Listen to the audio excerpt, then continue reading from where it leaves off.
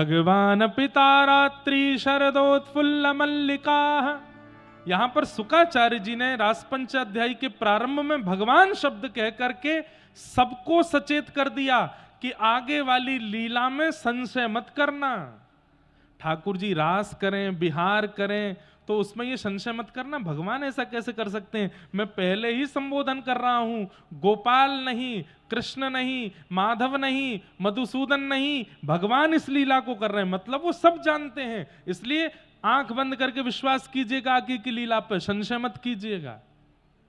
क्योंकि कई लोगों को भगवान के रास बिहार पर संशय होता है। ठाकुर जी ने ये कैसे कर दिया, ठाकुर जी ऐसा कैसे कर सकते हैं। अरे आप तो चलो सामान्य मानव हो, परीक्षित जी को जब संशय हो सकता है,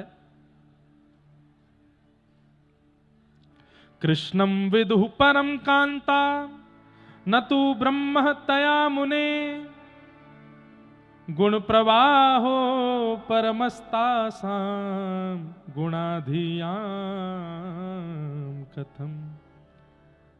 आप कैसे कह सकते हैं कि ये परमात्मा है। क्यों? बोले कि ये जितनी भी गोपियां हैं ये भगवान को कांत मान करके उनके पास जा रही हैं, उनके प्रति पति भाव रख करके जा रही हैं नाथ। तब शुकाचार्य जी को थोड़ा सा यहां पर क्रोध भी आया। उक्तम पुरस्तादे तत्ते चेद्य सिद्धम यतागतः द्विषन्न ऋषिकेशम किमुता दोक्षज प्रिया। ये सब विषय बहुत समझने के हैं बंधुओं, बहुत ध्यान से सुनिएगा। शुकाचार्य जी ने पहले ही भगवान कह करके इस बात को प्रस्तावित कर दिया कि आगे की लीला पे संशय मत करना। एक बात सुनिए, आपका कटनी जो है यहां का जंक्शन, हमने सुना भारत का दूसरा सबसे बड़ा जंक्शन है। ट्रेन आती है, ट्रेन जब आ रही होती है जिसमें हमको बैठना होता है, तो हम सबसे पहले उसका इंजन डिब्बा देखते हैं जब आती है सामने, और इंजन डिब्बा के अंदर हमारी नजर जाती है और तभी हम देखते हैं कि एक व्यक्ति बैठा है, उसको चला रहा है। लेकिन इंजन डिब्बा जैसे ही आया और हमने देखा कि भीतर कोई है ही नहीं, अकेला इंजन ऐसे ही चल रहा है, तो ट्रेन में चढ़ने में 2 बार सोचोगे चढ़े कि नहीं चढ़े, पता कोई था ही नहीं आगे। एक बार पूछ लें टीटी साहब कोई चला रहा है कि नहीं ट्रेन, होगा नहीं अपने आप चल रही है, तो आप कहोगे भैया बैठे कि नहीं इसमें, कहीं घुस आ गई तो। लेकिन जैसे ही हमें दिख जाता है कि इंजन में एक लोको पायलट बैठा है, तो हम लोग बिना किसी संशय के ट्रेन में चढ़ भी जाते हैं, सामान रख के अपनी सीट पे सो भी जाते हैं। क्यों? विश्वास है कि कोई बैठा है। ठीक वैसे ही यहां पर रास बिहार की कथा प्रारंभ करते ही सबसे पहले ही सबको सचेत कर दिया। बोले यह लीला जो मैं सुनाने जा रहा हूं, यह लीला कौन कर रहे हैं? बोले भगवान, जो 6 भगों से युक्त हैं, जिन्हें सब पता है, जिनके द्वारा सारी क्रिया होती है, पाप पुण्य हानि मरण सब कुछ उनके हाथ में है, वो साक्षात विधाता हैं। इसलिए इस लीला पर संशय मत करना। लेकिन फिर भी भले मानुष इसी लीला पर संशय करते हैं। ये कैसे हो गया? अच्छा, संशय होने का दूसरा कारण सुनो, ध्यान से सुनिएगा। सब लोग इधर देखो, यहां देखो, यहां देखो, इधर देखो, और कहीं मत देखो। संशय होता क्यों है? उसका दूसरा कारण यह है कि हम रास का मतलब ही नहीं जानते। रास का मतलब हमने क्या सोच लिया? स्त्री पुरुष का मिलन होगा या फिर नृत्य होगा, उसी को रास कहते हैं।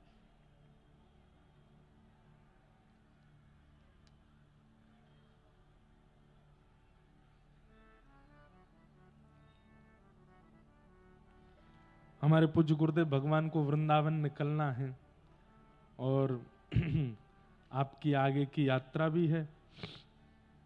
बस मैं ये बात पूरी करके और पूज्य गुरुदेव भगवान से, अब हम भी तो हैं तो व्यास जी के ही पुत्र, माइक हमको ऐसा लगता है कि छोड़े ही नहीं। जैसे शुगर का पेशेंट को रसगुल्ला दिख जाए, ठीक वैसे ही व्यास जी को माइक दिख जाए तो बस यूं लगती है क्या क्या सुना मैं।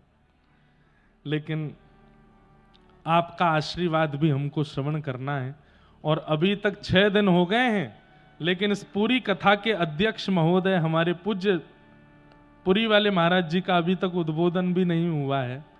वो हम लोग चाहेंगे कि अगर महाराज जी कृपा करेंगे, कल विश्राम सत्र में पूज्य बड़े महाराज जी का भी कल हम सबको अध्यक्षता उद्बोधन भी आशीष हम सबको प्राप्त होगा।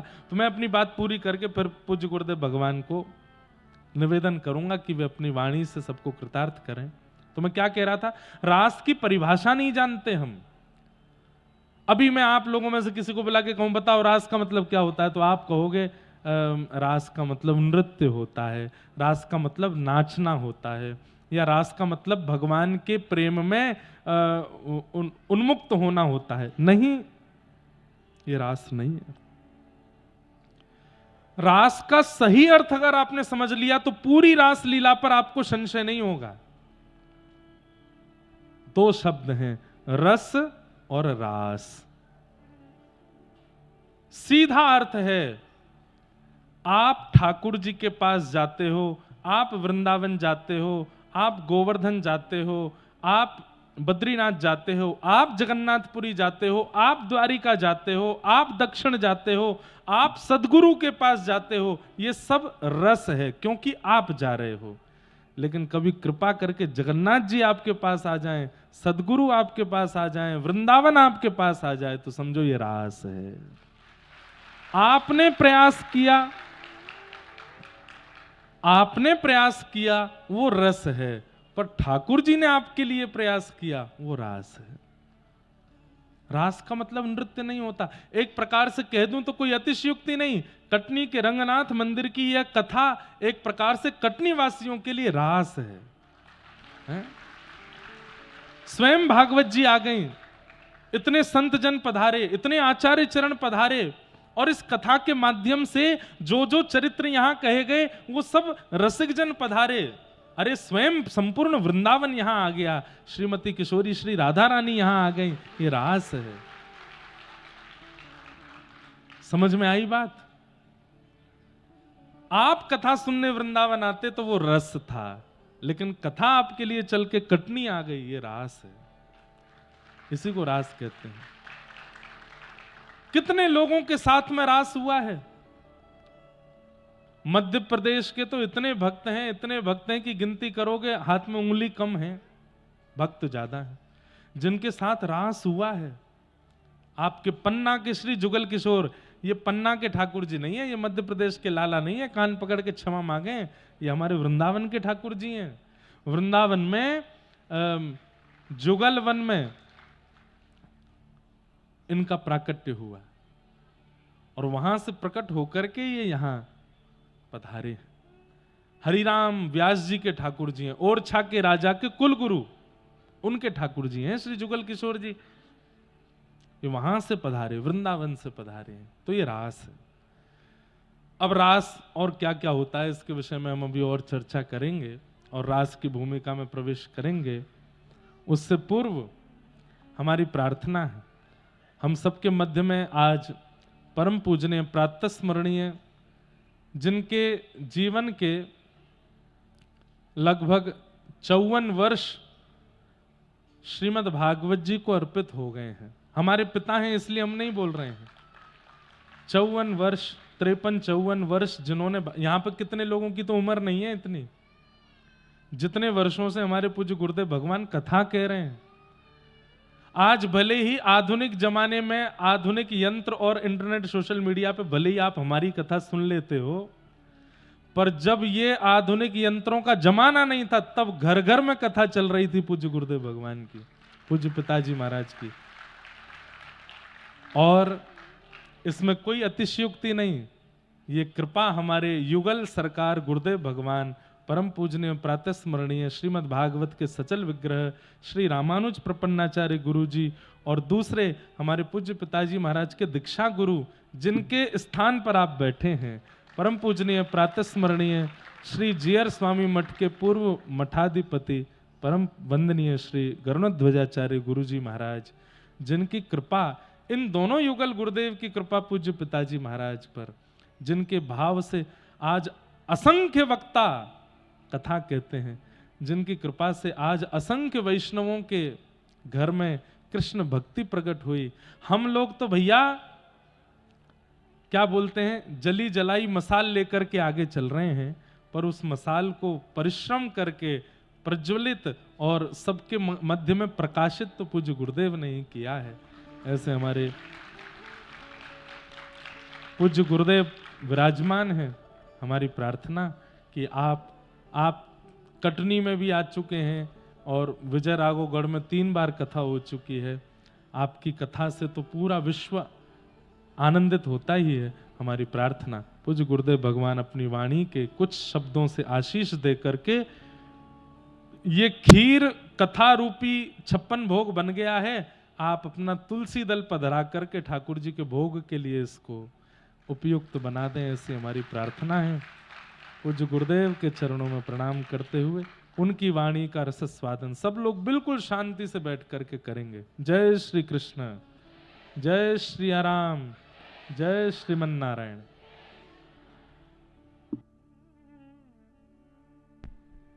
श्री हरि।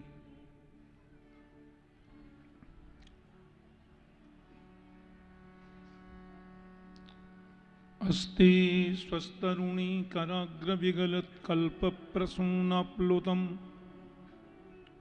वस्तु प्रस्तुत वेणुनादलहरी निर्बाण निर्व्याकुलम स्रस्त स्रस्त निबद्धनी बिबिलसत् गोपी सहस्रावृतम हस्तन्यस्तनतापवर्गमखिलो दारं किशोराकृतिः कृष्णत्वदीय पदपङ्कजपञ्जरान्ते अद्यैव मे विशतु मानसराजहंस प्राणप्रयाण समये कफवातपित्तैः कण्ठावरोधन विधौ स्मरणं कुतस्ते वसुदेवसुतं देवं कंसचाणूरमर्दनं देवकी परमानन्दं कृष्णं वन्दे जगद्गुरुं लक्ष्मीनाथसमारम्भां नाथयामुनमध्यमाम् अस्मदाचार्यपर्यन्तां वन्दे गुरुपरम्पराम्। श्रीमद्भागवत भगवान की, श्री बालकृष्ण लाल की।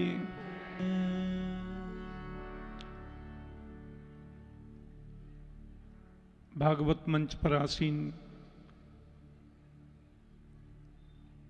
हमारे आत्मज और शिष्य चिरंजीव इंद्रेश उपाध्याय, मेरे पार्श्व में विराजमान अध्यात्म जगत की महानतम विभूति विशिष्टाद्वैत रामानुज संस्कृति के परमोन्नायक उभय वेदांत प्रतिष्ठापनाचार्य वर्ज जगन्नाथपुरी स्थित जीयर स्वामी मठ के वर्तमान मठाधीश हमारे बड़े गुरु भाई परम पूज्य स्वामी इंदिरा रमणाचार्य जी महाराज, विराजमान समस्त विद्वत वरेण्य महानुभाव, भगवत चरणानुरागी श्रोत्र वृंद, स्नेहमयी भक्तिमती आदरणीय मातृशक्ति, गौ ब्राह्मण संत सेवी स्वयं विप्र कुलभूषण श्री देवकी नंदन जोशी जी और यहाँ विराजित समस्त वैष्णव बंधुजन, आनंद की पवित्रतम अनुभूति हो रही है। मध्य भारत के कटनी नगर के भगवान श्री रंगमन नार प्रभु के चरणों में बैठ करके चिरंजीव इंद्रेश श्रीमद् भागवत जी की अमृत रस धारा महापुरुषों के आशीष से यहां प्रवाहित कर रहे हैं। भगवता प्रोक्तम भागवतम या तो भगवतः इदम भागवतम, परमात्मा के मुख से जो निस्तृत है वो भागवत है। व्यासमंच से अभी सुन रहे थे, साक्षात कृष्ण ही भागवत हैं। तिरोधाय प्रविष्टोयम श्रीमद् भागवतार्णवम, और भागवत कृष्ण हैं। श्री कृष्ण की स्वललित मधुर लीलाओं का, ऋषिकों की वाणी और भगवान सुखदेव जी के आदेशानुसार प्रवाहित और प्रसारित करने का सौष्ठव सौभाग्य हम लोगों को प्राप्त होता रहा है। अब क्योंकि हमारे गुरुस्थान के आदेशान ये कथा यहां पे हो रही है, मैं तो कल जांजगीर छत्तीसगढ़ में कथा कर रहा था, रात्रि 8 बजे कथा वहां पूर्ण हुई और मुझे यहां हाजिरी लगाने तो आना ही था। इंद्रेश की कथा हो रही है, संपूर्ण विश्व में लोग श्रवण कर रहे हैं। लोग जब भागवत की कथा की प्रशंसा करते हैं और प्रसन्न चित्त होते हैं तो हम लोग गदगद हो जाते हैं, हम लोग आनंदित होते हैं। समस्त वैष्णवाचार्यों का, समस्त जगतगुरुओं का और समस्त हमारे अनंत भक्तों का स्नेहासी शुभकामनाएं इंद्रेश को प्राप्त हो रही हैं। गिरधर लाल की कृपा से, भगवान जगन्नाथ प्रभु की कृपा से ये समायोजन अनवरत चल रहे हैं। ये सब महापुरुषों का आशीर्वाद है। अनन्य ममता विष्णोः ममता प्रेम संगता, भावस्स एव सांध्रात्मा बुधै प्रेमा निगद्यते। जैसी ममता संसार के प्रति हमारी है, जैसा ममत्व दुनिया के प्रति हम रखते हैं, उसका दशांश भी गोविंद के चरणों में हो जाए तो हमारा कल्याण हो जाए। परमात्मा के साथ में कोई भी संबंध हम जोड़ें तो सही। तो है मोह नाते अनेक मानिए जो भावे, ज्यों त्यों तुलसी कृपालु चरण शरण पावे। भक्ति की 3 धाराओं की व्याख्या श्रीमद् भागवत में भगवान कपिल देव करते हैं। भक्ति का प्रारंभ होता है विश्वास से। बिना विश्वास की भक्ति नहीं होती। विश्वासो फलदायक। मेरे मन में विश्वास हो तो इस माइक्रोफोन में भगवान है, इसकी डोरी में भगवान है, सामने की माला में भगवान है, उसकी सुगंधी में भगवान है, उसके कलर में भगवान है, आप में भगवान है, मुझ में भगवान है, इनमें भगवान है। और विश्वास नहीं है तो मंदिर में भी वो कहां मिलता है, कहां उनका दर्शन हो पाता है। इसलिए भक्ति की प्रथम धारा का नाम है विश्वास। परमात्मा के प्रति, गोविंद के प्रति पूर्ण विश्वास करो। रक्षस्यतीति विश्वासो गोप्तृत्व वर्णम तथा। परमात्मा प्रतिपल प्रतिक्षण मेरे साथ में है और वो हर प्रकार से मेरी रक्षा करते हैं। हमें चिंता नहीं अपनी, उन्हें चिंता हमारी है। हमारी नाव का मालिक सुदर्शन चक्रधारी है, टेंशन की जरूरत नहीं है। गोस्वामी जी कहते हैं बिन विश्वास भगति नहीं, तेहि बिन द्रवहीन राम। राम द्रवहि बिन जीव कहूं सपने हूं नहीं विश्राम। विश्वास पहली चीज है। प्रभु के प्रति विश्वास करो। भक्ति की दूसरी धारा का नाम है संबंध। परमात्मा के साथ में संबंध जोड़ो। जो संबंध तुम्हें प्रिय लगे,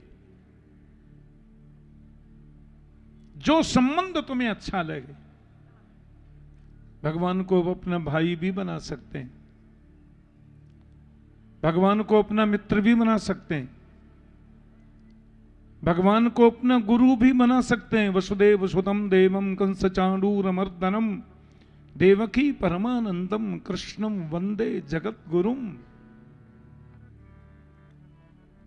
अर्जुन गीता में कहते हैं पितासी लोकस्य चराचरस्य त्वमस्य पूज्यस्य गुरोर गरीयान। अभी अभी गोवर्धन लीला के प्रसंग में चिरंजीव इंद्रेश बता रहे थे, देवराज इंद्र ने आकर के परमात्मा की जब गोविंद की स्तुति गाई, विशुद्ध सत्वम तव धाम शांतम तपोमयम ध्वस्तरजस्तमस्कम मायामयोऽयं गुण संप्रवाहो न विद्यते ते गृह्णानुबंध। ये चार चीजें बड़ी अद्भुत है, नाम रूप लीला धाम। विशुद्ध सत्वम तब धाम शांतम, भगवान के नाम का अनवरत जाप करिए, नाम ही नामी है। भगवान के रूप का अनवरत चिंतन करिए, दर्शन होगा। परमात्मा की लीलाओं का श्रवण करिए, चिंतनात्मक रीति से श्रवण करोगे तो दर्शन होगा। और भगवान के धाम में बार बार जाने की चेष्टा करिए, तो जहां भी आप रहोगे आपको धाम वास का सुख प्राप्त होगा। तो नाम रूप लीला धाम। और फिर देवराज आगे कहते हैं पिता गुरुस्त्वं जगतामधीसो दुरत्ययः काल उपात्तदण्डः हिताय स्वेच्छा तनुभिः समीहसे मानं विधुन्वन् जगदीश मानिनाम्। देवराज इंद्र कहते हैं आप ही पिता हो और आप ही गुरु हो। पिता गुरुस्तम और जगतामधीश हो, जगत के अधीश्वर भी आप हो। दुरत्ययः काल उपात्त दंड, बड़े बड़े दुष्टों को दंड देने के लिए आप साक्षात काल रूप भी हो। आई एम सॉरी, गलती हो गई, मैंने आपके इन भोले भाले ब्रजवासियों को बड़ी तकलीफ दी, बड़ा कष्ट पहुंचाया। तो देवराज इंद्र प्रभु को गुरु कहते हैं, गुरोर गरीयान। भगवान को गुरु मान सकते हैं, भगवान को अपना पति भी मान सकते हैं। मेरे तो गिरधर गोपाल दूसरो न कोई, जाके सिर मोर मुकुट मेरो पति सोई। मीरा कहती हैं ऐसे बर को बरे जो जन्मे और मर जाए, बरबरिए गोपाल जी जैसे चुड़ लो अमर हो जाए। गुरु मान सकते हैं। कोई भी संबंध तुम्हें प्रिय लगे वो परमात्मा के साथ में जोड़ लो। संबंध और भक्ति की तीसरी धारा का नाम है समर्पण। प्रभु को समर्पित हो जाओ। श्रीमद् भगवत गीता का उपदेश जब गोविंद कर रहे थे अर्जुन को, आप गौर से देखना, गीता के प्रारंभ में भगवान हर 5 मिनट में अपनी बात को बदल रहे हैं। अर्जुन तुम ऐसा करो, करेंगे। अच्छा अर्जुन फिर तुम ऐसा करो, बोले करेंगे। अच्छा फिर ऐसा है तो फिर तुम ऐसा करो। अर्जुन ने कहा सुनिए, आधे पागल तो हम पहले ही थे, पूरा पागल मुझे तुम बना दोगे। भ्रमति मच में मन, क्लियर क्यों नहीं बोलते मुझे करना क्या चाहिए। भगवान बोले मैं देख रहा था तू मेरा कहां करेगा कि नहीं, इसलिए थोड़ा बदल रहा था, अब क्लियर बोल रहा हूं। नोट कर लो, हृदय पटल पे लिख लो। यत् करोसि यदस्नासि यज्जोहोसि ददासि यत् तपस्यसि कौन्तेय तत्कुरुस्व मदर्पणम्। मन्मना भव मद्भक्तो मदयाजी माम नमस्कुरु। भगवान ने झड़ी लगा दी, यत करोसी यदस्नासी यत जोहोसी ददासी यत। जीवन में जो कुछ भी तुम करते हो, चाहे वो पूजा है, चाहे वो पाठ है, चाहे वो यज्ञ है, चाहे वो उपासना है, चाहे वो कर्म है, तत्कुरुस्व मदर्पणम, सब मुझे अर्पण कर दो। मनमना भव, मन मुझ में लगाओ। मद भक्त, भक्त मेरे लिए बनो। मद याजी, यज्ञ मेरे लिए करो। और माम नमस्कुरु, नमस्कार मुझे करो। और लास्ट में तो कमाल कर दिया, सर्वधर्मान परित्यज्य मामेकम शरणम ब्रज, अहम त्वा सर्व पापेभ्यो मोक्षयिष्यामि मां शुचः। तो समर्पण जो है भक्ति की अंतिम चरम और पूर्ण धारा है। विश्वास करो, संबंध जोड़ो और समर्पित हो जाओ।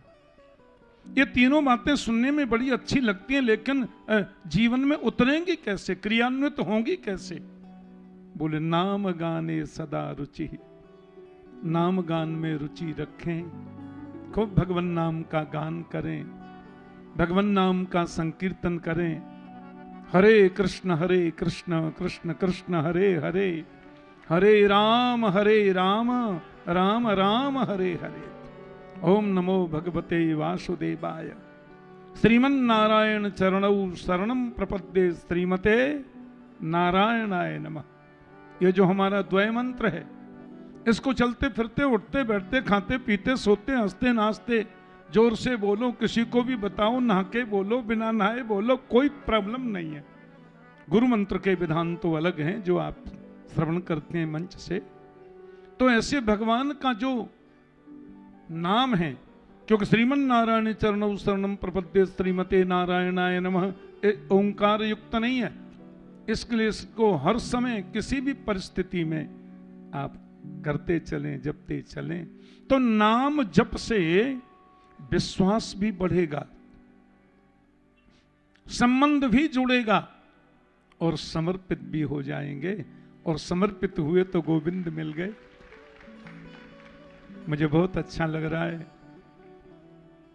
लाला के मुख से जब कथा श्रवण करता हूं। एक तो हमारे गिरधर लाल जी का जो वार्षिक पाटोत्सव होता है, इंद्रेश ने हमसे कह रखा है कि 11 से 17 जनवरी आप कोई कार्यक्रम बाहर नहीं लेंगे, गिरधर लाल के उत्सव में आपको रहना ही है। और कभी मन करता है तो हम दोनों, इंद्रेश की माँ और हम दोनों चले आते हैं, कथा श्रवण कर ले, आनंद की अनुभूति होती है।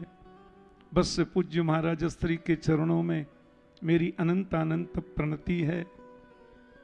हम आपके बालक हैं और चिरंजीव इंद्रेश तो आपके लिए पवित्र समान है।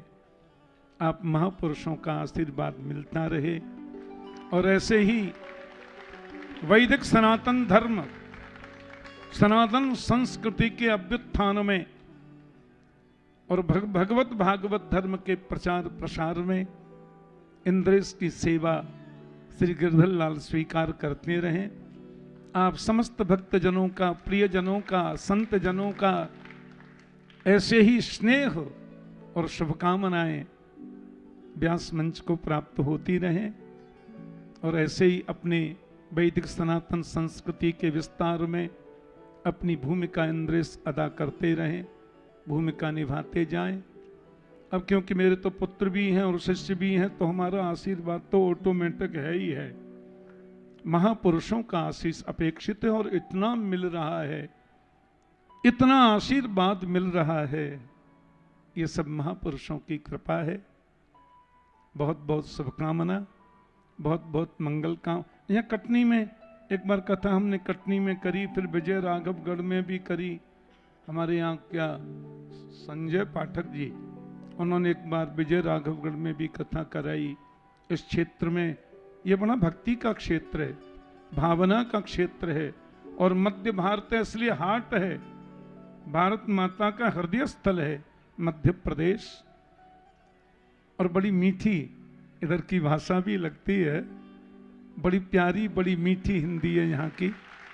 हाँ, आप सब लोगों के प्रति बहुत बहुत शुभकामना शीश, क्योंकि परसों हमको कानपुर में कथा करनी है तो सवेरे वृंदावन पहुंचेंगे, 2-4 घंटे वहां रह के शाम को कानपुर जाएंगे। इसलिए नहीं तो ये अपने आश्रम की कथा है, अपने गुरु स्थान की कथा है। कानूनन देखें, कायदे से देखें तो मुझे यहाँ 7 दिन रुक के पूरा श्रवण करना था। पूज्य महाराज जी के संग बैठ करके आनंद लेता, पर वैसे हम लोग मीडिया के माध्यम से तो रास्ता में भी लाला की पूरी कथा में श्रवण करता हूँ जहाँ भी रहूँ, और क्योंकि समय एक जैसा ही रहता है, कथा उधर हमारी चलती है तो सब रिकॉर्डिंग हो जाती है। शाम को मुझे हमारे विद्यार्थी, छात्र, पंडित जी सब सुना देते हैं। बहुत सुख मिलता है, बहुत आनंद मिलता है। बहुत बहुत शुभकामना शीश, बहुत बहुत मंगल कामना। जय श्री कृष्ण, जय श्रीमन नारायण।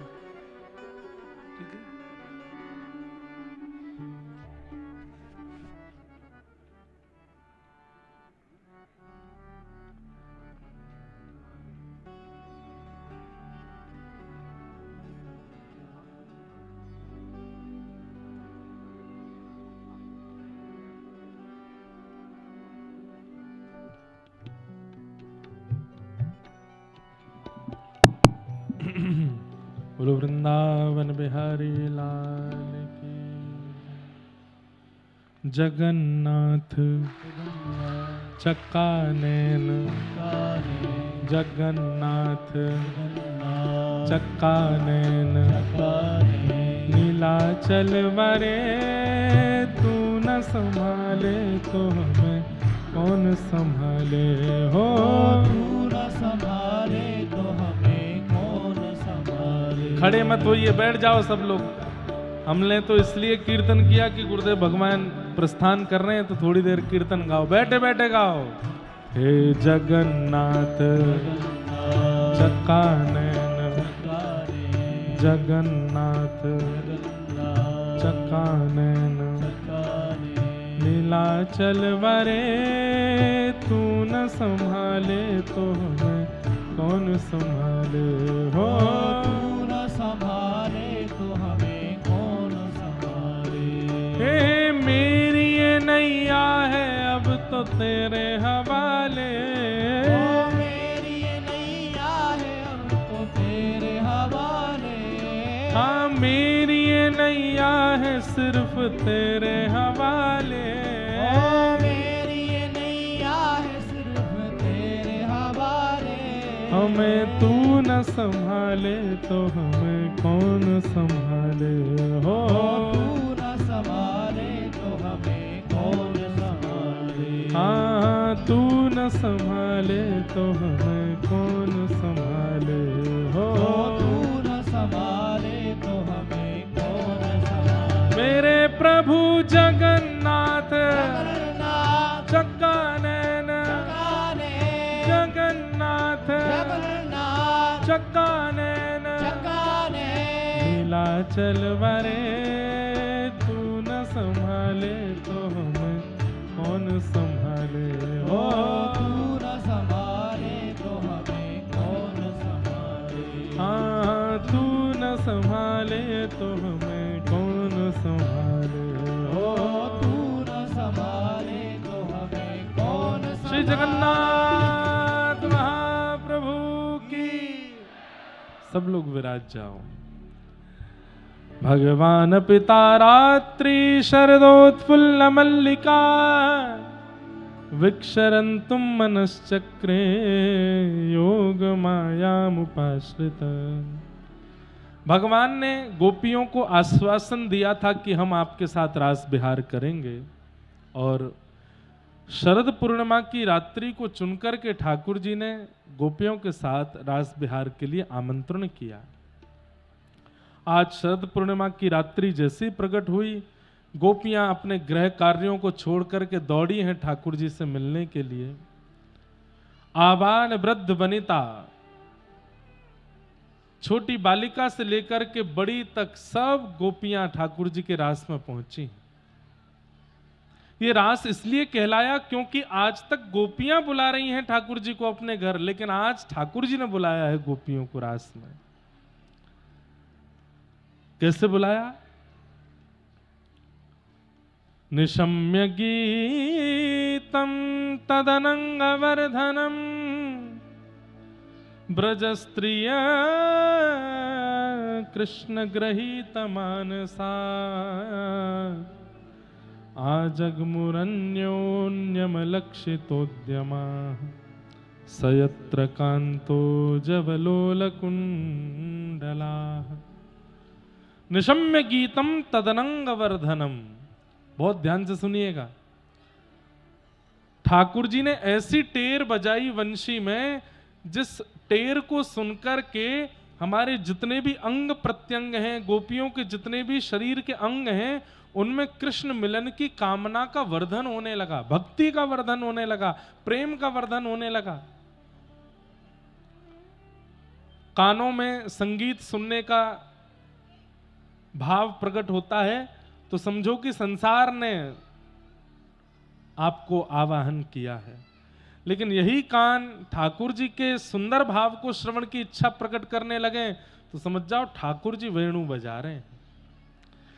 नेत्रों को अमेरिका, स्विट्जरलैंड आदि आदि बड़े बड़े देश देखने की इच्छा हो तो समझो संसार ने आवाहन किया है।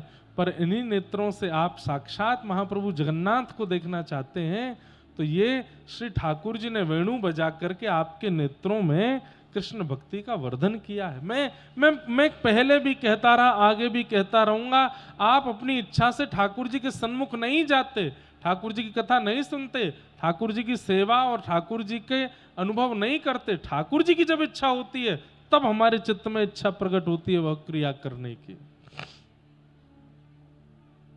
तदनंग वर्धनम, सब गोपियां दौड़ी कृष्ण मिलन के लिए और जैसे ही वहां पहुंची ठाकुर जी ने सब गोपियों से कहा, आइए आइए आइए, स्वागतम। इतनी रात को आप सब लोग अपना घर परिवार छोड़कर के यहां वन में क्यों आई हो? स्वागतम वो महाभाग प्रियम किम करवाणि व व्रजस्त्यानामनम कश्चित ब्रूतागमन कारणम। अपने आने का कारण बताइए। सब लोग बिल्कुल सावधानी से शांति का परिचय देते हुए सुनो। पहले तो बुलाया नहीं, सबसे पहले तो निमंत्रण दिया। निमंत्रण कब दिया था भगवान ने? जब चीर हरण किया था, जब सारी गोपियां नदी स्नान कर रही थी, ठाकुर जी चीर लेके वृक्ष पर चढ़ गए। उस दिन ठाकुर जी ने निमंत्रण दिया था कि शरद पूर्णिमा की रात्रि पर मैं मिलूंगा। और आज शरद की रात्रि पर गोपियां नहीं जा रही थी तो वंशी बजा करके ठाकुर जी ने बुला लिया, निमंत्रण दिया,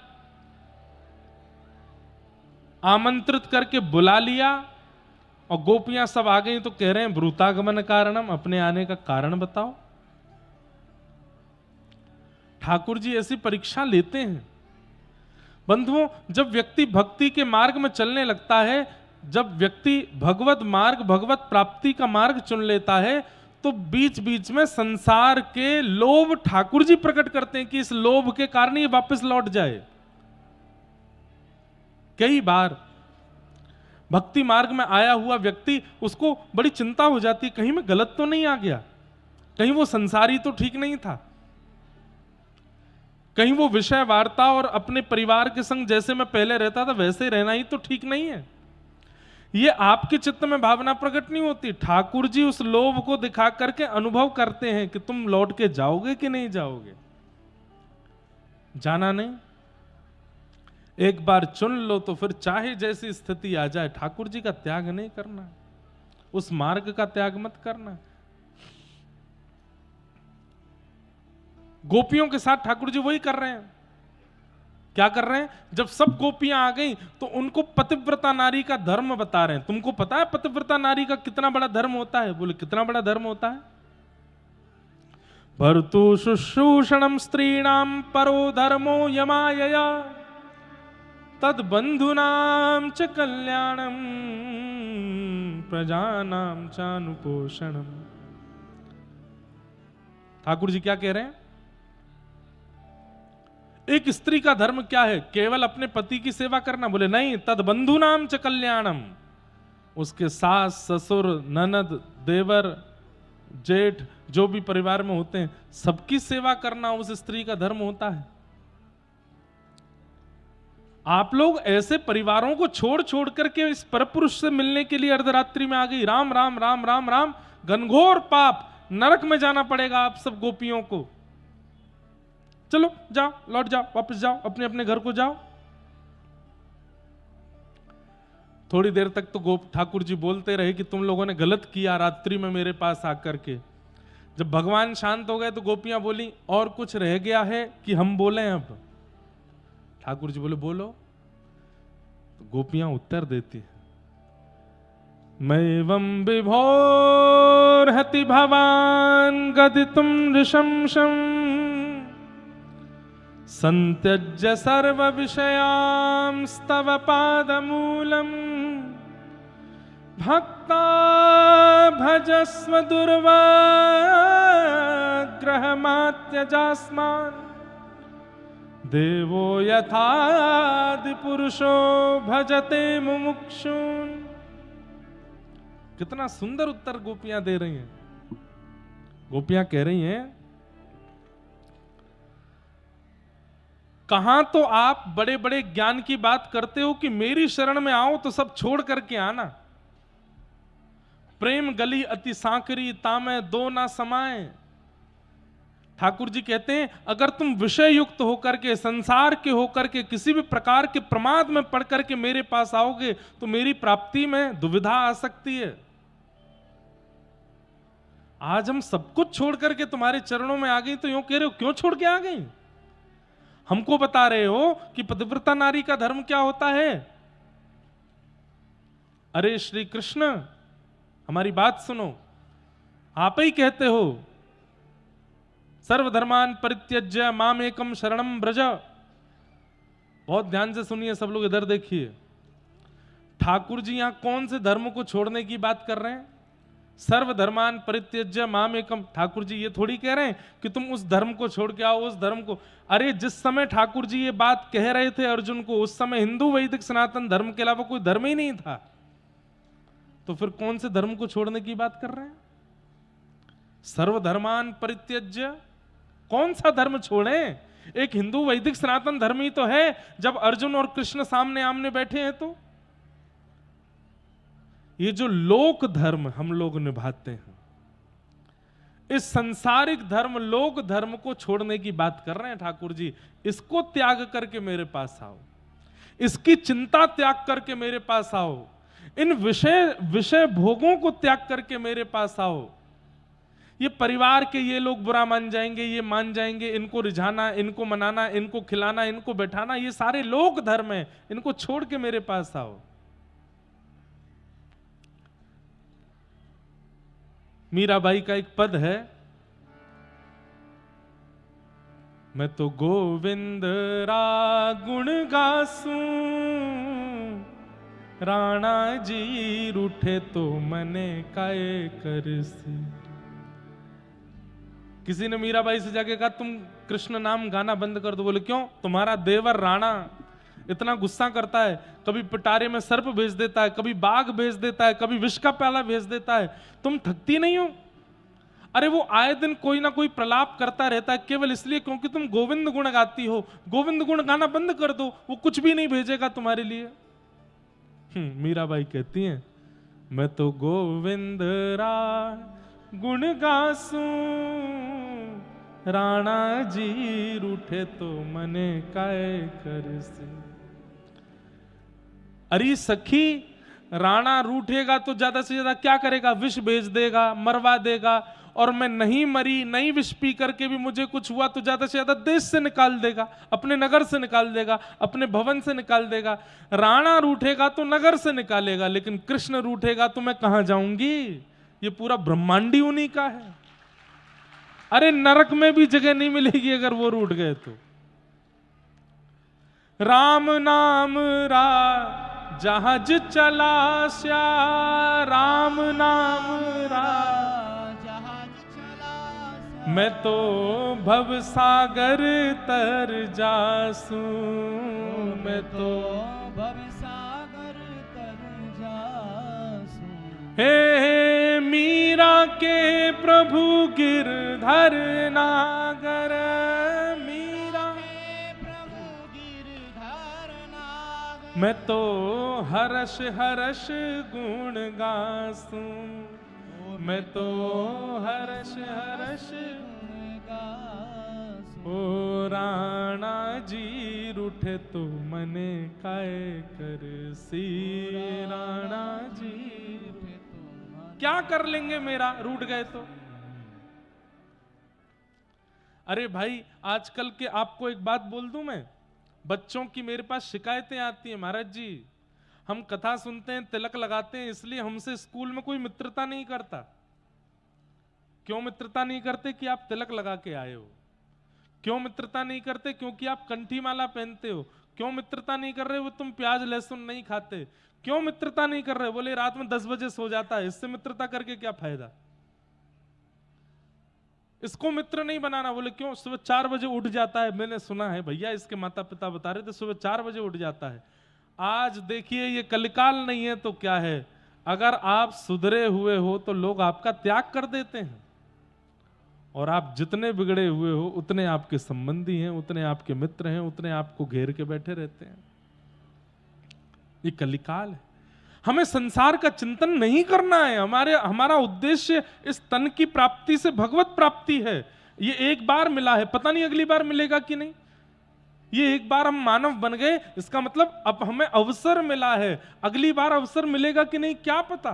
मानव ही बनोगे इसकी कोई गारंटी है क्या? कुकर सूकर अगर कथा में घुस जाते हैं तो लोग मार पीट के भगा देते हैं। क्यों? अधिकार नहीं है उनका कथा सुनने का, हम ही सुन सकते हैं। मंदिर में घुस जाएं तो वहां से भगा दिए जाते हैं। क्यों? अधिकार नहीं है उनका दर्शन का। घर में भोग प्रसादी बनी हो, दुनिया को न्योता दिया जाता है, लेकिन वहां भी अगर वो आ जाएं तो उनको भी भगा दिया जाता है, क्योंकि उनका अधिकार नहीं है पाने का। यह भगवत प्राप्ति के, श्रवण के, दर्शन के, प्रसाद के सारे अधिकार हम मानवों को मिले हैं और किसी को नहीं मिले। दोबारा मिलेगा कि नहीं, कोई प्रमाण है क्या इसका? ये अंतिम है, इसके बाद ये अवसर मिलेगा नहीं, और मिला भी तो 84 लाख योनियों बाद मिलेगा। एक योनि में यदि 10 साल भी रहे तो लगा लो कितने साल लगेंगे दोबारा अवसर मिलने में। इसलिए भैया समय मत गवाइए, इसलिए भैया विषय भोगों की तरफ ज्यादा चिंतन मत करो। ये दुनिया भर के उल्टे सीधे कामों में मन मत लगाइए। शरीर मिला है, मानव देह मिला है, वाणी मिली है, आंख मिली है, कान मिली है, करताल मिले हैं। बजाओ करताल, गाओ कीर्तन और है जाओ ठाकुर जी के। निकल लो या दुनिया से।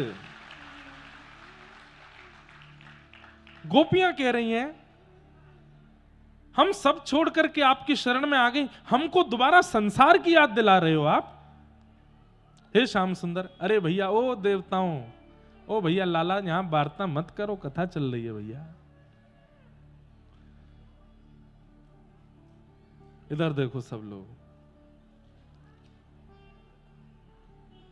तो गोपियां भगवान को कह रही हैं कि हम सब विषय छोड़ करके, आपको तो केवल इतना दिखा श्याम सुंदर कि हम घर छोड़ के आई हैं, आपको तो केवल इतना देखा पति बच्चे छोड़ के आई हैं। अरे संतज्य सर्व विषयाम स्तव पाद मूलम, हम सब छोड़ के आई हैं। आंखों की इच्छा, नाक की इच्छा, जीव की इच्छा, हाथों की इच्छा, पैरों की इच्छा, अरे सर्वांगीण देह की इच्छा। कोई व्यक्ति घर छोड़ सकता है, पति छोड़ देगा, पत्नी छोड़ देगा, बच्चों को छोड़ देगा, लेकिन इंद्रिय सुख फिर भी नहीं छोड़ सकता। घर छोड़ देगा, खाना छोड़ देगा, क्या नहीं छोड़ सकता? जीव को तो फिर भी चाहिए।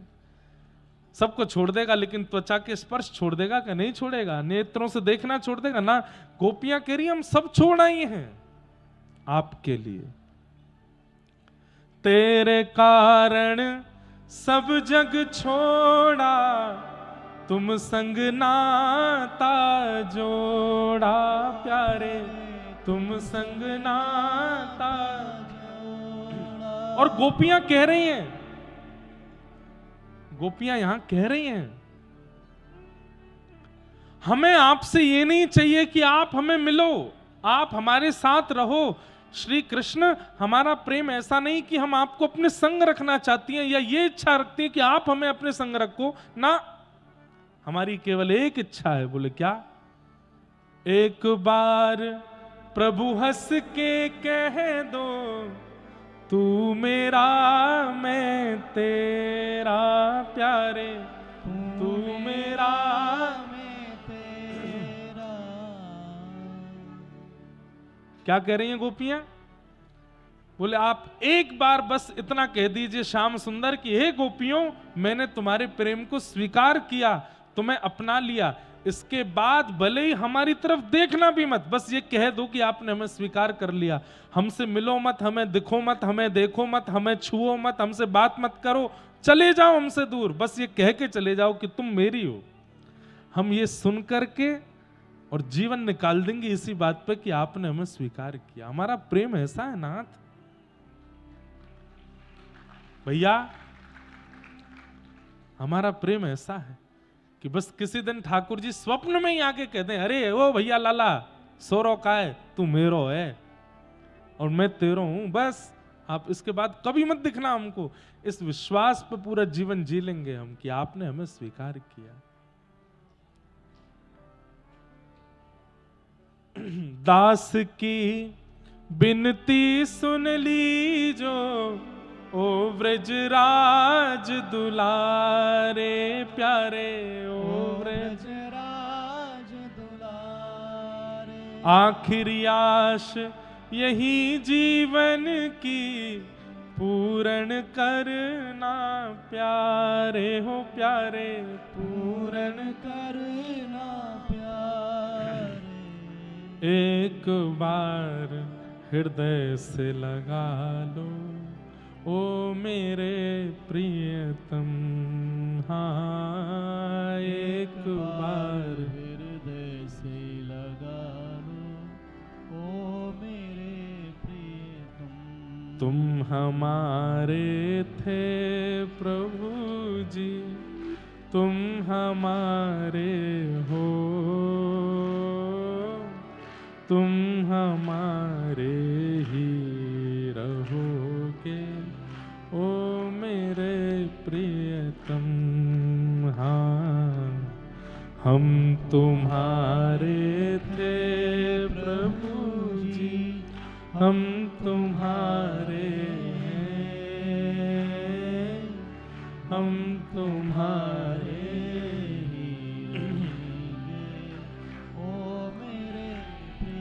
चित्तम सुखेन भवता पहितम ग्रहेषु,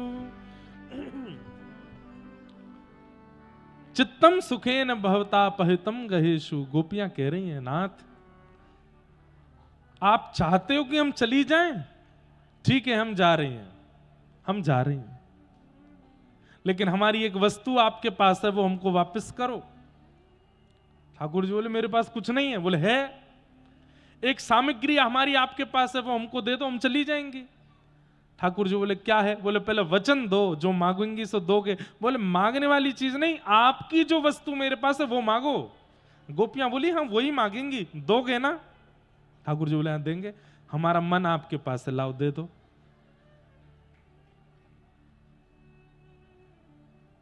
ठाकुर जी देख रहे हो, क्या बात है, देख क्यों रहे हो? दो। आप चाहते हो ना कि हम वापस लौट के चली जाएं, हमारा मन आपके पास है, वापस कर दो। ठाकुर जी बोले मन वापस करने से क्या होता है? बोले मन वापस करने से कभी चित्त में उसका स्मरण नहीं आता, कभी बुद्धि में उसकी याद नहीं रहती, कभी स्वप्न में भी उसका दृश्य नहीं दिखता, चलते फिरते उठते बैठते खाते उसका स्मरण नहीं होता। जब मन वापस हो जाता है तो मन मर जाता है, तो मन टूट जाता है, तो वो मन आपने अपने पास रखा, हमें वापस करो। ठाकुर जी बोले ये कैसे वापस करूं? बोले नहीं वापस कर सकते। बोले नहीं कर सकता। नहीं कर सकते? बोले नहीं कर सकता। तो फिर हमें स्वीकार करो, या तो मन वापस करो या हमको स्वीकार करो। बंधुओं, त्रिभुवन नायक ठाकुर जी के आगे ब्रह्मा जी हार गए, इंद्र हार गए, लेकिन गोबर थापवे वारी, गैया चरावे वारी गोपीन के आगे ठाकुर जी हार गए। कोई उत्तर नहीं दे पा रहे, निरुत्तर हो गए ठाकुर जी। अब क्या बोलूं मैं? क्यों? क्योंकि ये ज्ञान से नहीं लड़ रही हैं, ये शास्त्रों से नहीं लड़ रही हैं, ये प्रेम से लड़ रही हैं, और प्रेम में प्रेमी की विजय होती है। गोपियों के पास शस्त्र नहीं है, शास्त्र नहीं है, ज्ञान नहीं है, वैराग्य नहीं है, गोपियों के पास प्रेम है।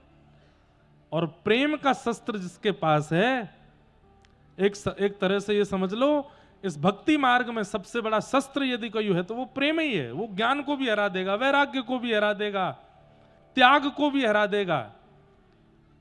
प्रेम की विजय होती है। लेकिन ये प्रेम शस्त्र सबके पास आता नहीं है, सब किसी के पास नहीं आता। देवताओं में केवल एक के पास है। कौन? वैष्णवानाम यथा शंभु, शंकर जी के पास है। और शंकर जी के जितने रुद्रावतार हैं उनके पास, उस नाते से हनुमान जी के पास है। बाकी देवताओं के पास में ज्ञान है, त्याग है, वैराग्य है, ऐश्वर्य है, पर प्रेम नहीं है। प्रेम सबके पास नहीं आता।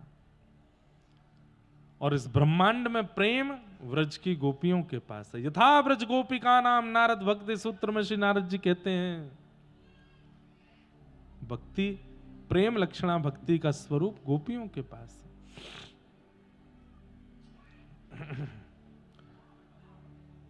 गोपियां कहने लगी हम चली जाएंगी, हमारा मन दे दो। ठाकुर जी बोले मन तो नहीं दे पाऊंगा। तो बोले हमें स्वीकार करो।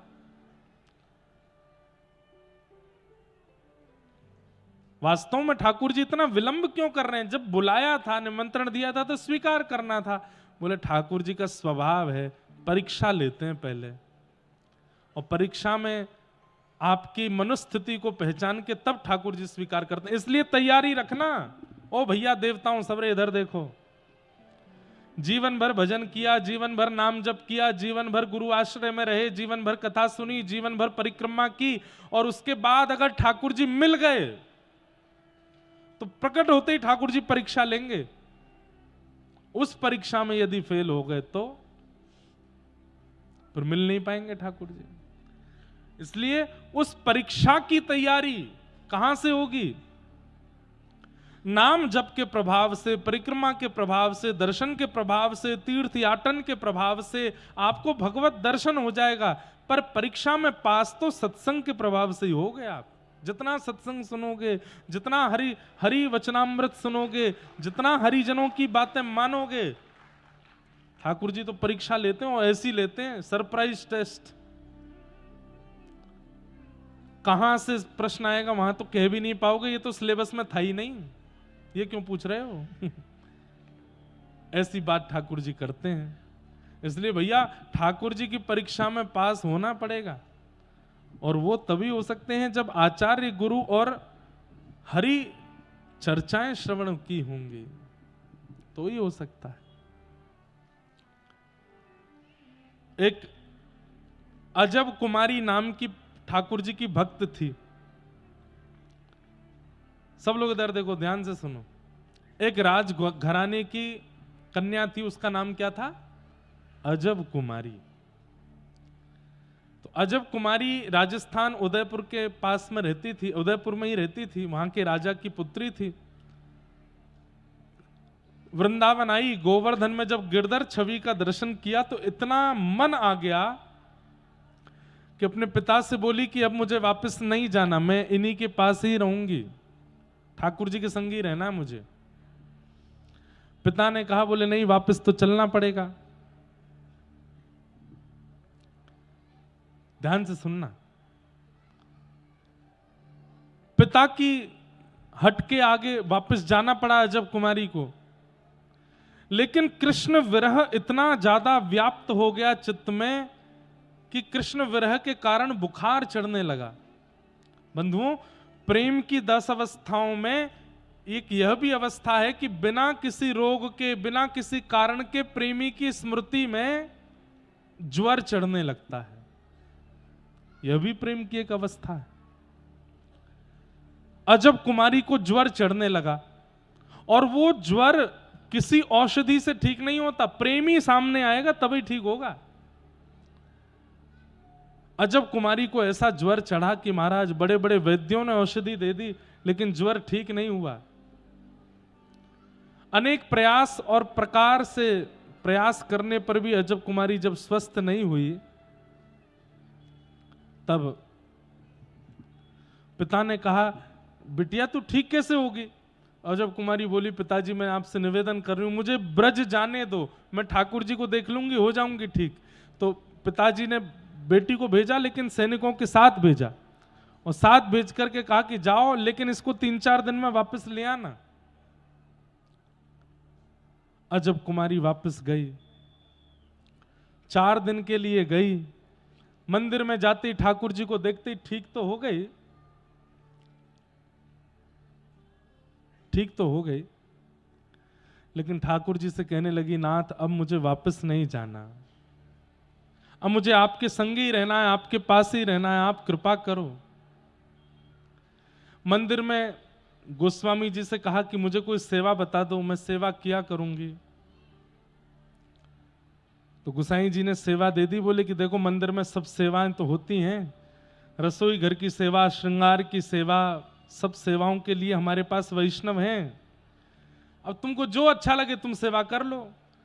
तो उसने कौन सी सेवा ली? राजभोग के समय उसने देखा ठाकुर जी के आगे चौसर रखी है, ठाकुर जी चौसर खेलते हैं। तो उसने गोसाई जी से कहा कि अगर मैं सामने दर्शनार्थियों के बीच में पाटे पर चौसर रख के ठाकुर जी के संग चौसर खेलूं तो? गोसाई जी बोले हाँ बढ़िया, ये सेवा करो। तो जहां दर्शनार्थी खड़े होकर दर्शन करते, वहीं ऊंचे पाटे पर चौसर रख के अजब कुमारी ठाकुर जी के संग चौसर खेलती थी। चौसर ही आज के आधुनिक रूप में लूडो हो गया है, जिसको हम लूडो कहते हैं।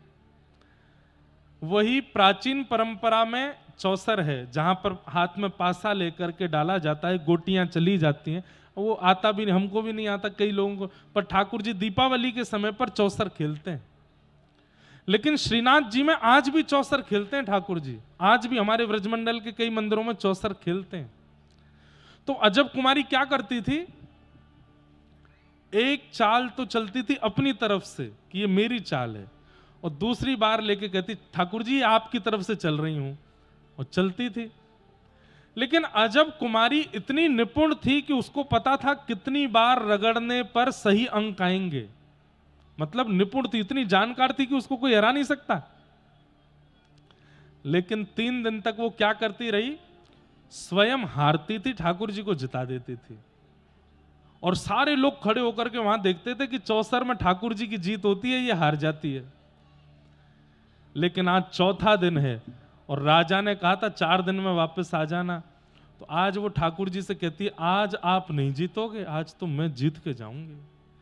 3 दिन से ये जय जयकार हो रही है कि हमारो ठाकुर जीते, हमारो लाला विजय करे, आज सबको बता के जाऊंगी आप नहीं जीतते, मैं जिताती हूं आपको, आज तो आप हारोगे, और सबके सामने हारोगे, मैं चली जाऊंगी, मेरे पीछे से फिर ये सब आपको चिढ़ाएंगे कि देखो हार गए हो लाला, तेन हार गए हो।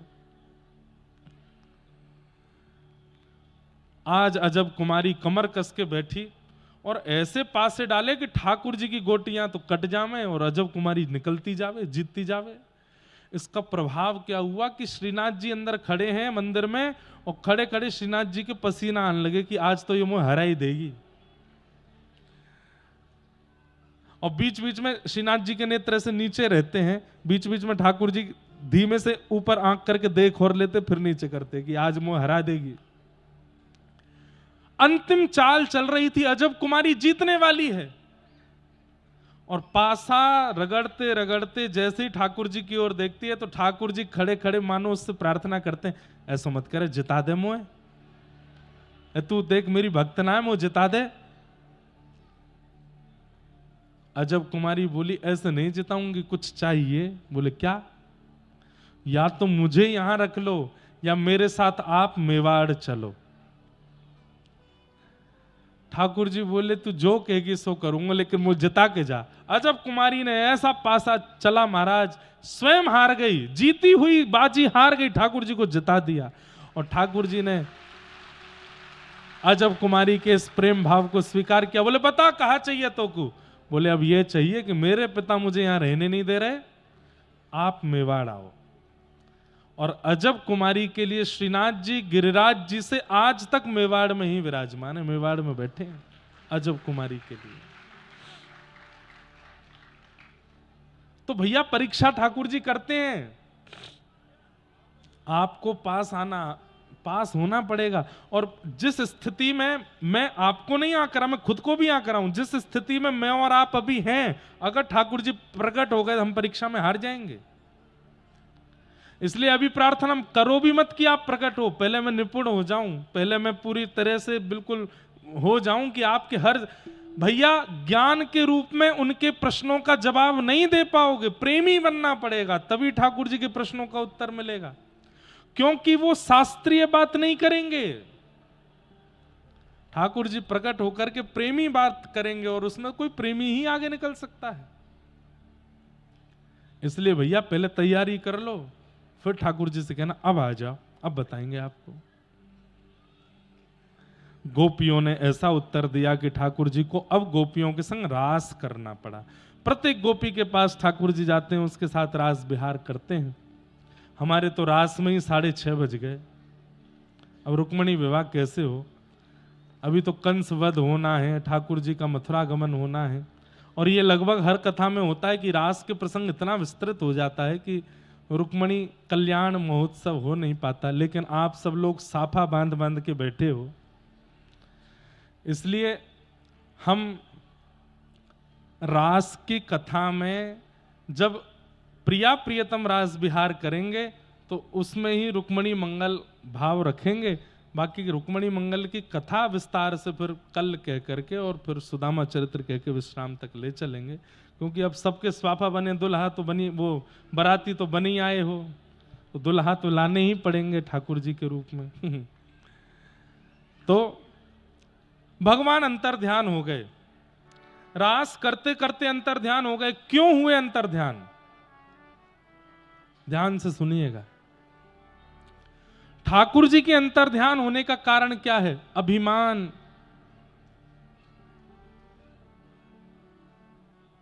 व्यक्ति को जब मैं कुछ हूं ये अभिमान होता है तो ठाकुर जी उससे दूरी बना लेते हैं। अच्छा तू कछु है तो ठीक है, तू ही रहे फिर, लेकिन सदैव मन में रहता है कि मैं कुछ नहीं हूं, मेरा कोई अस्तित्व नहीं है। तृणादपि सुनीचेन शिक्षाष्टकम में श्री चैतन्य महाप्रभु कहते हैं कि मैं तृण के समान हूं। यह अनुभव करता हुआ व्यक्ति जब चलता है तभी ठाकुर जी उसके पास आते हैं। लेकिन उसे जब यह अनुभव होने लगता है कि मैं कुछ हूं, ठाकुर जी उससे दूरी बना लेते हैं।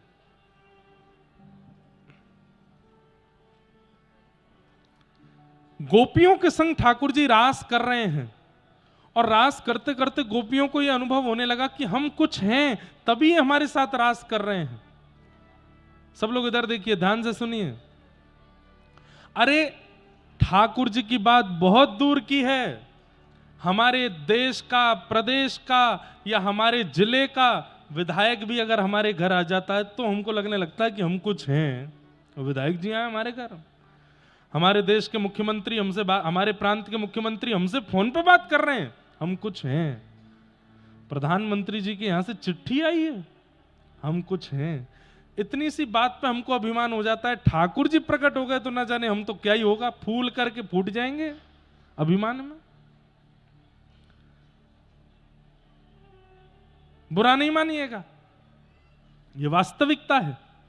आज जितने बड़े बड़े हमारे यहाँ के फिल्म बनाने वाले, क्या बोलते हैं उनको हिंदी में, क्या बोलते हैं?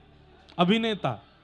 अभिनेता, मान लो किसी बड़े अभिनेता का फोन आ जाए आपके पास, उसका नाम सुना है आपने, पिक्चर नहीं देखी, नाम ही सुना है, तो आपको लगने लगेगा कि मैं कुछ हूं।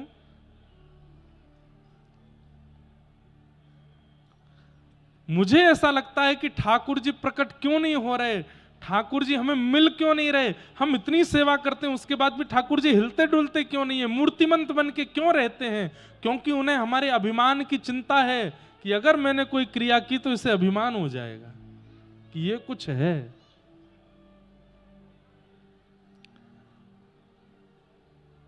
आप अपने घर के ठाकुर जी की सेवा करते हो और सेवा करते करते करते करते मान लो आपके घर के ठाकुर जी लड्डू गोपाल ने हाथ पांव सीधे कर लिए, काउदना आपने रात में सुबह तो लड्डू गोपाल थे, लेकिन सुबह देखे तो बिल्कुल सीधे ठाकुर जी ऐसे लेटे थे, क्या करोगे?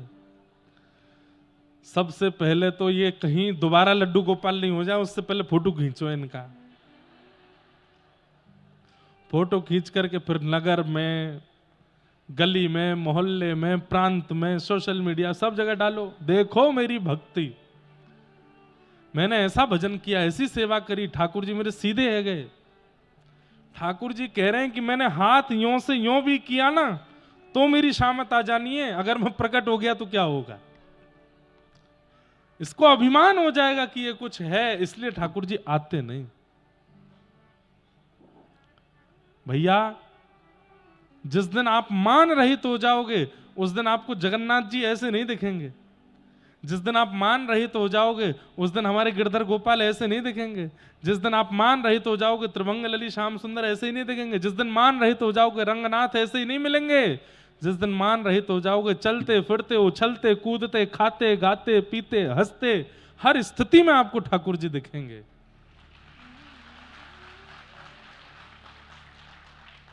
और फिर गाते चलोगे, ये देखो श्याम, ये देखो श्याम, यही तो है मेरे जीवन प्राण। नैनाभिराम बंक मुस्कान, बोह मरोड़ लजावत कान। ये देखो श्याम, ये देखो श्याम, यही तो है मेरे जीवन प्राण। सब जगह दिखने लगेंगे, जित देखूं उतित श्याममयी है। धन्यवाद कृष्ण सानू के साथ जुड़ने के लिए। वीडियो अच्छा लगे तो लाइक, शेयर और सब्सक्राइब करें। राधे राधे, जय श्री कृष्ण।